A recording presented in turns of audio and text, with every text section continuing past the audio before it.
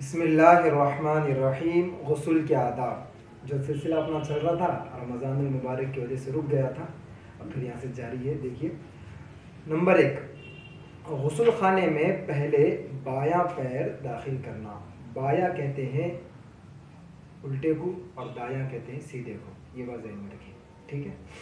تو غسل خانے میں کون سا پیر رکھنا بھائی؟ بایاں، یعنی آپ کا الٹا پیر، لیفٹ جس کو بولتے ہیں۔ اور دوسرا دیکھو، دوسرا نمبر، حتی الامکان سطر کو چھپانا۔ حتی الامکان سطر کو چھپانا، اس کے اندر یہ بات ذہن میں رکھیں، حتی الامکان سطر کو چھپانے کا مطلب یہ ہے کہ جب آپ اپنے جسم کے جو زائد بال ہے اس کی صفائی وغیرہ نہیں کر رہے تو اس وقت کا یہ حکم ہے۔ اور پھر ٹھیک اسی طریقے سے آپ وہ واجب غسل نہیں کر رہے ادا جہاں پر غلاظت وغیرہ لگی ہوئی نہیں ہے، تو پھر وہاں پر آپ کو سطر کھولنے کی ضرورت نہیں ہے، لیکن آپ ایسا غسل کر رہے کہ بھئی آپ پہلے سے پاک صاف ہے اور بس نہانا چاہ رہے اور ٹھنڈک حاصل کرنا چاہ رہے، تو اس وقت آپ غسل کر رہے تو سطر کو زیادہ نہیں کھولنا چاہیے، زیادہ سطر کھولے بغیر ہی نہا دھو لینا چاہیے، ایک بات ہوگی۔ دوسری بات، امی جان ہم سب کی جان جن پر قربان حضرت عائشہ صدیقہ رضی اللہ تعالیٰ عنہا حدیث میں بیان فرماتی ہیں کہ اللہ کے نبی صلی اللہ تعالیٰ علیہ وسلم بہت سطر کو چھپا کر یعنی سطر کھولے بغیر اللہ کے نبی صلی اللہ تعالیٰ علیہ وآلہ وسلم غسل فرماتے تھے۔ اس کا مطلب یہ ہے کہ اس زمانے میں غسل خانے ہوتے ہی ایسے تھے کہ بھئی اندیشہ ہوتا تھا کہ بھئی کہیں بے حیائی نہ ہو جائے، لوگوں کی نظریں نہ پڑ جائے، ایسا بہت کنڈیشن خطرناک رہتی تھی۔ بڑے بڑے غسل خانے نہیں ہوتے تھے، یا پھر چار دیواری سے پورا لیس نہیں ہوتے تھے، چھت وغیرہ نہیں ہوتی تھی، لیکن اس زمانے میں چار دیواری ہے، چھت ہے، بے حیائی کا کوئی اندیشہ نہیں ہے، کسی کی نگاہ پڑنے کا کوئی اندیشہ نہیں ہے، تو پھر آپ غسل خانے میں پورا سطر بھی کھول سکتے ہیں اور غسل فرما سکتے ہیں، یہ بات ذرا ذہن میں رکھیں۔ نمبر 3 دیکھیے، پردے کے ساتھ غسل کرنا، یہ وہی ہے ابھی جو میں بتایا نا اسی کے۔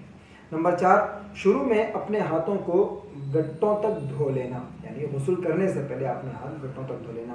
کیوں بھائی؟ اس لیے کہ اللہ کے نبی صلی اللہ تعالیٰ علیہ وسلم جب غسل جنابت فرماتے یا پھر اسی طریقے سے کوئی بھی ایسا غسل فرماتے تو پہلے اپنے ہاتھوں کو دھوتے، کہیں ایسا نہ ہو کہ بھئی میرے ہاتھوں کی جو غلاظت ہے وہ پانی میں چلے جائے اور پھر پانی ناپاک ہو جائے، پھر میں وہی پانی کو پھر دوبارہ اپنے جسم پہ ڈال لوں۔ اس امکان سے اللہ کے نبی صلی اللہ تعالیٰ علیہ وسلم امت کو تعلیم دینے کے لیے پہلے دونوں ہاتھ گٹوں پر، گٹوں کا مطلب یہ ہے کہ یہاں تک دھو لیتے تھے، اس کو گٹا بولتے ہیں۔ نمبر 5 دیکھیے، شرمگاہ کو دھو لینا۔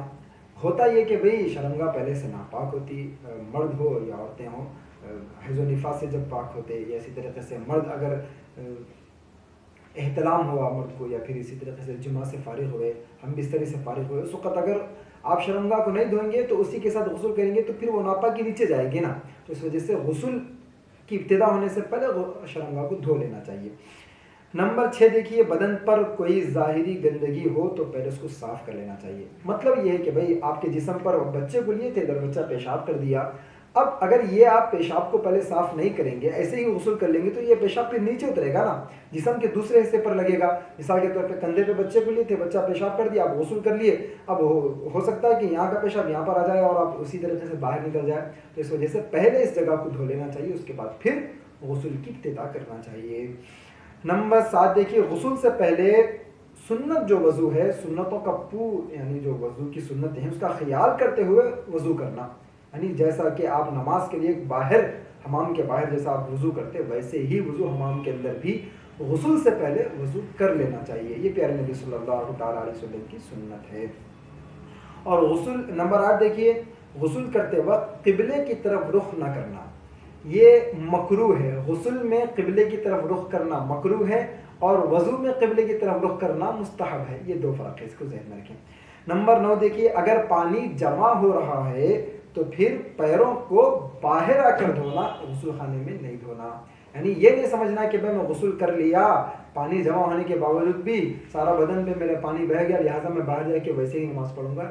ہو سکتا ہے کہ آپ کے جسم کے جس حصے سے نجاست نکلی پانی کے ذریعے اور وہاں پر جمع ہو گئی، اب اسی پانی میں آپ پیر رکھ کر باہر آ کر نماز پڑھ لیتے اور وہ ناپاک پانی ہی ہے نا وہ، تو ویسے ہی پھر آپ نماز پڑھ لیں گے، اس وجہ سے وہاں سے ہٹ کر پھر پیر دھو لے کے نماز پڑھنا، یعنی اپنی جو بھی عبادتیں کرنا۔ لیکن یہ بات ذہن میں رکھیے، یہ اس زمانے کی بات ہے جس زمانے میں غسل خانے ایسے ہوتے تھے کہ پانی وہاں پر جمع ہو جاتا تھا. اس زمانے میں ٹائلس وغیرہ لگے ہوئے رہتے, پانی جمع نہیں ہوتا, لہٰذا آپ جیسا غسل کر رہے ویسے ہی آ کے پھر نماز پڑھ سکتے.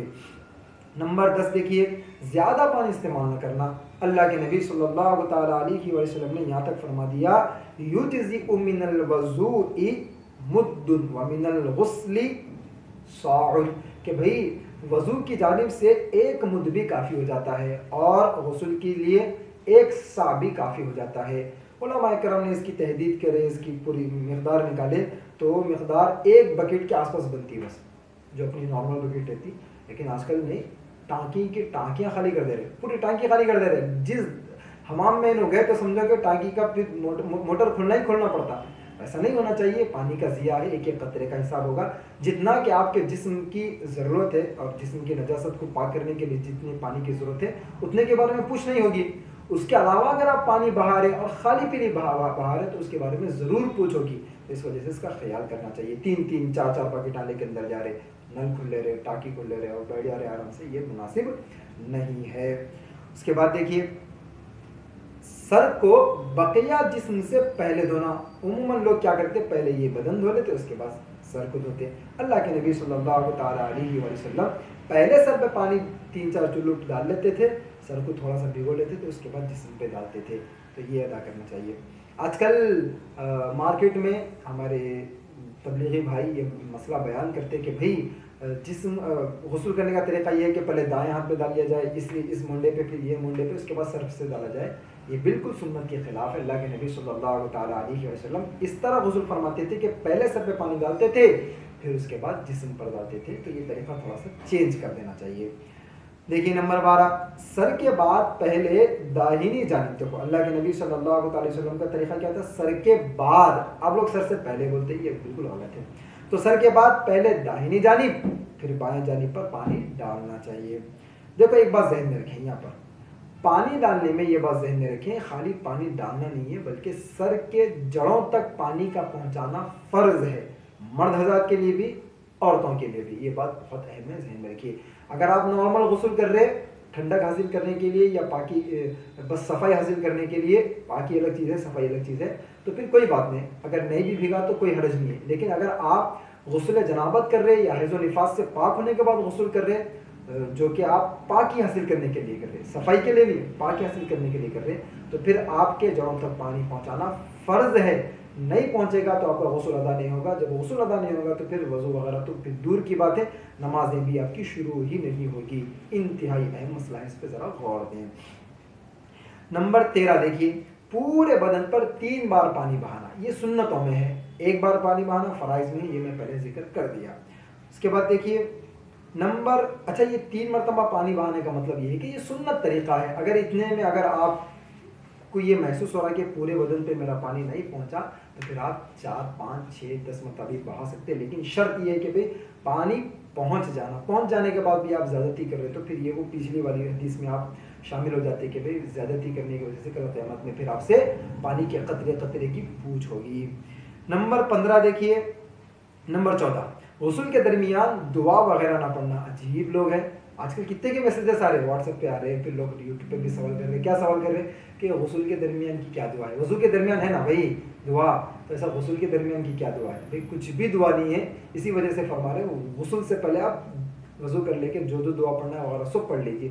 غسل کے اندر کوئی دعا نہیں ہے, خالی توجہ خالی جسم کی پاکی کے اوپر دیجیے. آپ وہاں بیٹھ کے نہ بھائی تو عجیب دعائیں پڑھتے جا رہے ہیں, نہ اغتسل وغیرہ وغیرہ, ایسا نہیں کرنا چاہیے. نمبر 15 دیکھیے, غسل کرتے وقت بات چیت نہ کرنا چاہیے. غسل خانے میں فونوں پہ بات کر رہے ہیں, میں غسل خانے میں میں بعد میں بات کرتا ہوں, پانی نہ رہا حمام کے اندر ہوں, یہ بالکل غلط طریقہ ہے, نہیں کرنا چاہیے. غسل خانے میں کوئی بات نہیں, الا یہ کہ بوقت ضرورت اگر آپ کو کوئی چیز کی حاجت ہے, مثال کے طور پہ ٹاول وغیرہ کی ضرورت ہے یا اسی طریقے سے کپڑوں وغیرہ کی ضرورت ہے جو کہ آپ لے کر نہیں گئے, جو ہمارے حیدرآبادی نوابوں کی عموماً عادت ہے, ایسے وقت میں اگر آپ کسی کو آواز دے رہے تو یہ بالکل دے سکتے, اس میں کوئی حرج نہیں ہے.